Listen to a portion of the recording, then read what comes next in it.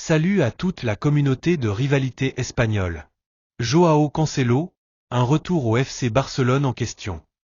Avant de commencer, si c'est ta première fois ici, pense à t'abonner, à aimer et à partager la vidéo pour ne rien rater des dernières infos sur le Real Madrid et le FC Barcelone. Active la cloche pour être le premier informé à chaque nouvelle publication. Bienvenue sur la chaîne.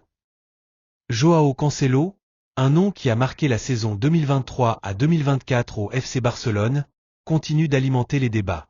Après une année en prêt réussi avec les Blaugrana, le latéral portugais a quitté la Catalogne, laissant derrière lui des supporters conquis et un club confronté à ses propres contraintes financières. Mais aujourd'hui, l'idée d'un retour au camp nous refait surface, et elle suscite à la fois excitation et interrogation. Lors de son prêt au Barça, Joao Cancelo a démontré tout son talent.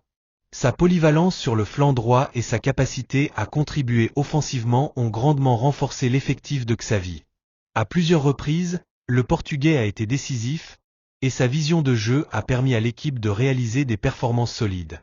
Cependant, malgré cette réussite sportive, un obstacle majeur s'est dressé, les finances du club catalan.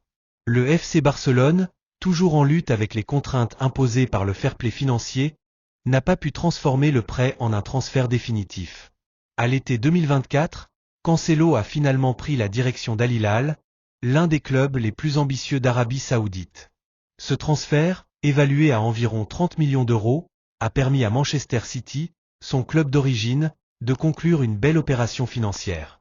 À Al Hilal, Cancelo bénéficie d'un contrat lucratif, avec un salaire annuel estimé à 14,5 millions d'euros.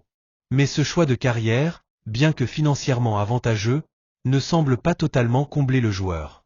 Des rumeurs récentes indiquent qu'il serait déjà nostalgique de son expérience à Barcelone, un club où il a trouvé un style de jeu et un environnement qui lui conviennent parfaitement. Selon certaines sources, Joao Cancelo serait prêt à faire des concessions pour revenir au Barça.